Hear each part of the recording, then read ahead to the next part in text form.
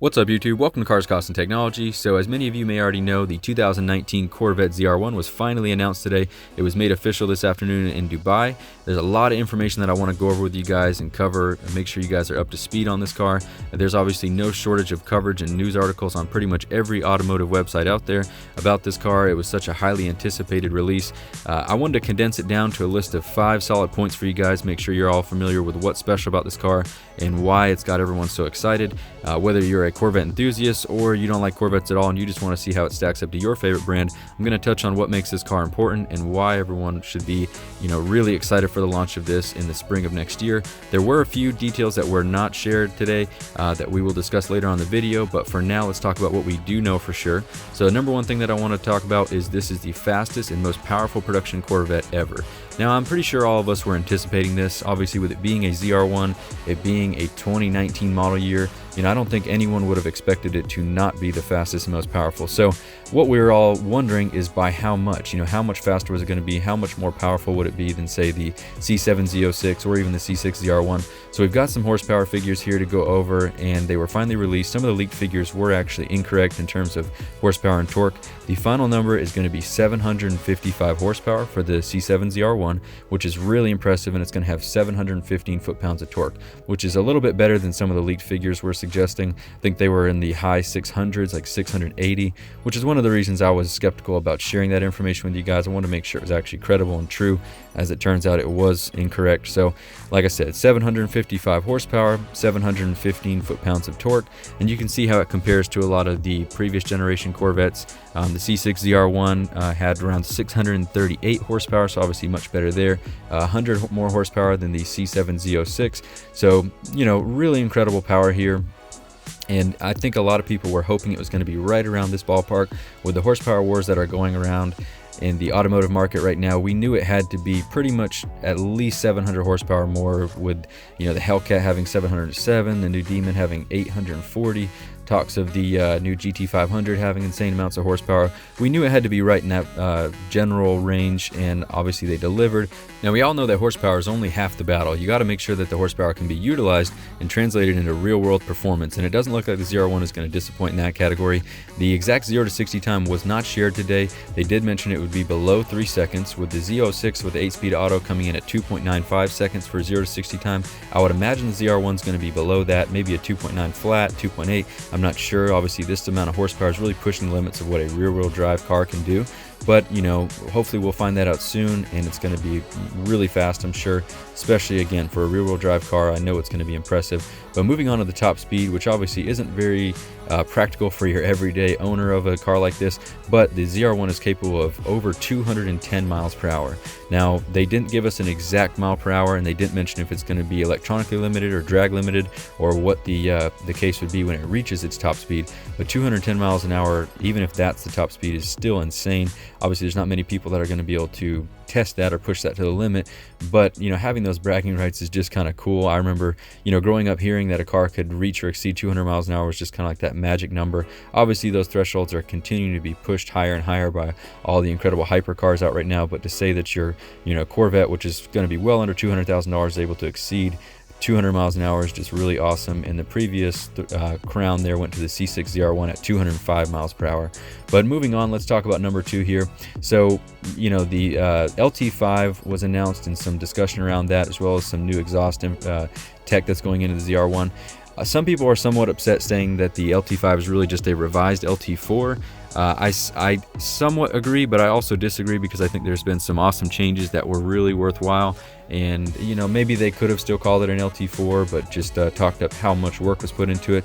But either way, it's got the LT5 in there. Some of the changes that were made, it's got a larger throttle body, strengthened crankshaft.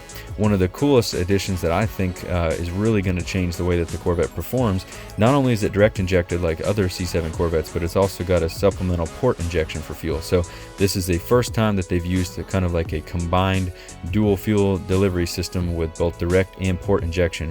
Now there's some speculation or rumors stating that it actually could spit flames because of this. Now obviously some of the other rumors have turned out to be false, so I don't want to say that's for sure.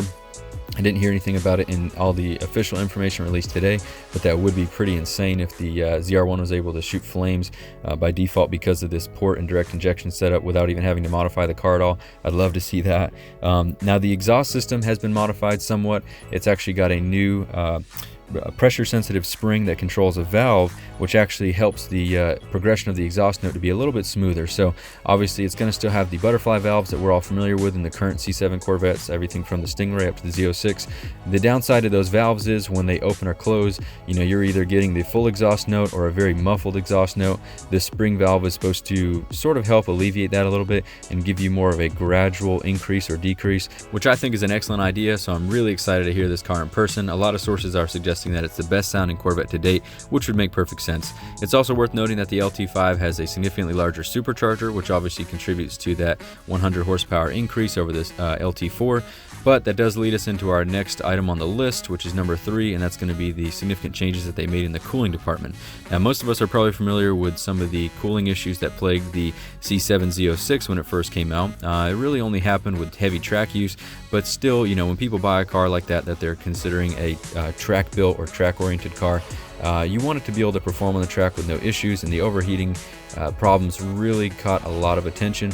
So it looks like GM definitely, you know, took note of that and took it very seriously to address those issues with the ZR1, and they actually were able to add in 4 additional heat exchangers over what was set up in the Z06, and they also revamped the front fascia. You know, they made a lot of changes there to allow more airflow, and obviously all this was the goal of not only aerodynamics but pushing a lot more airflow through that engine, keeping it cool. And from what I've heard in the announcement, there's just no way that this car will struggle with any type of overheating issues, which is a really good thing considering that this is going to have even more power. So keeping that cool is a pretty awesome achievement. Now, there was a lot of speculation that all of the changes that were made in order to keep the engine cool and address the heat issues or overheating issues from the Z06 were actually adding additional weight to it and making this a more heavy car than the C7 Z06. I did look a little bit into that, although I do feel that a slight increase in weight would be justified considering how much more horsepower that this car has. From what I was actually able to find, we're going to look at a graph here in a second, the numbers actually say otherwise, which I thought was kind of odd. There was a specs list attached to the official press release uploaded on Chevrolet's press room website. I'll have a link in the description. And then if you look at the curb weight on the current Z06 listed in the specs on just the Chevrolet website for the current model Z06, they're actually identical. Again, I don't know if that's I'm not sure if that's an error, but you know, they're coming out to the exact same number, which to me seems like it's too much of a coincidence. But I know there was some rumors that it was going to be like 140 more pounds than the Z06, and again, you know, when the 2 sources that I was able to find, which are very credible and directly from Chevrolet, are stating that these 2 cars are identical down to the pound. To me, I think it's a coincidence or maybe a mistake somewhere along the line, but I will put the links in the description if you want to check that out. But I don't know why there was such a stink about the weight being increased, considering that it looks like they're going to be very similar. Now, obviously, these 2 cars with the additional technology that they have packed in them are going to be heavier than the respective previous generations. You know, that's just a given. Hopefully that will change in the future, but it is what it is for now. Now, moving on to number 4, you know, we talked a little bit about the revamped front fascia and some of the aerodynamics. I want to talk about the ZTK Performance Package. That's actually what's going to add the large wing or carbon fiber wing that we've seen in all the leaked images, and now we're seeing on the car when it was officially announced.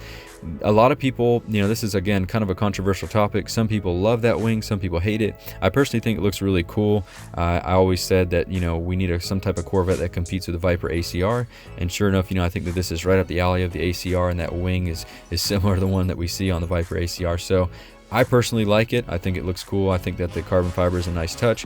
It's also worth noting that this is a very nice, or I guess you could say professionally installed wing, and it's actually more integrated in the body than just what you've seen on other people who've slapped a wing on their C7 Corvette. This is actually integrated into the rear fascia and connected to more structural components of the car, so it's able to take that much downforce. The only downside is it does not lift up when you actually lift up the rear hatch of the Corvette.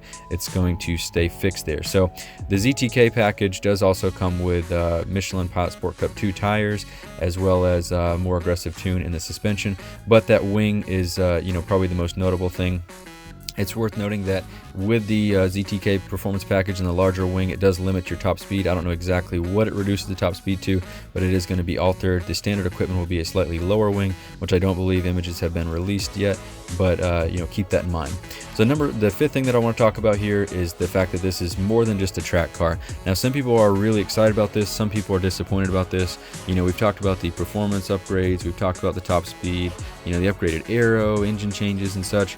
I do think overall, though, from what I've heard, just in the comments on my previous video and other articles that I've read, some people wanted this to be a little bit more savage or raw. They were hoping for, similar suspension from the ZL11LE, the Multimatic spool valve suspension. They were hoping for, a stripped down lighter version with more power, just a complete animal on the track. And even though this is faster, it will definitely outperform a Z06 on a track between the upgraded cooling, more power, upgraded aero. This will definitely outperform any other Corvette or probably any other Chevrolet vehicle in general. I think some people were wanting to see this be, again, an absolute animal and have just stripped down track version, but I don't think that's what they're looking for. They are going to be releasing a convertible version. They're going to be, it's going to have heated and cooled seats. It's going to have all the things that you're used to on a Corvette. So, I think personally that's impressive because it's more than just a one-trick pony. It can be used as a track car. It can be used as something that you drive around in on the weekends and enjoy. It's just an excellent car. But anyway, guys, I really enjoyed making the video on the new ZR1. I think that it's an awesome car. I'm super excited to see it finally announced. I hope that you guys enjoyed this video. Please give me some feedback down below. Let me know if you liked it and give the video a like if you did enjoy it. Definitely subscribe if you haven't done so already. A lot more Corvette content coming with the new ZR1, as well as keeping you guys up to date on the C8 mid-engine Corvette rumors. But thanks for watching, guys. Have a great night.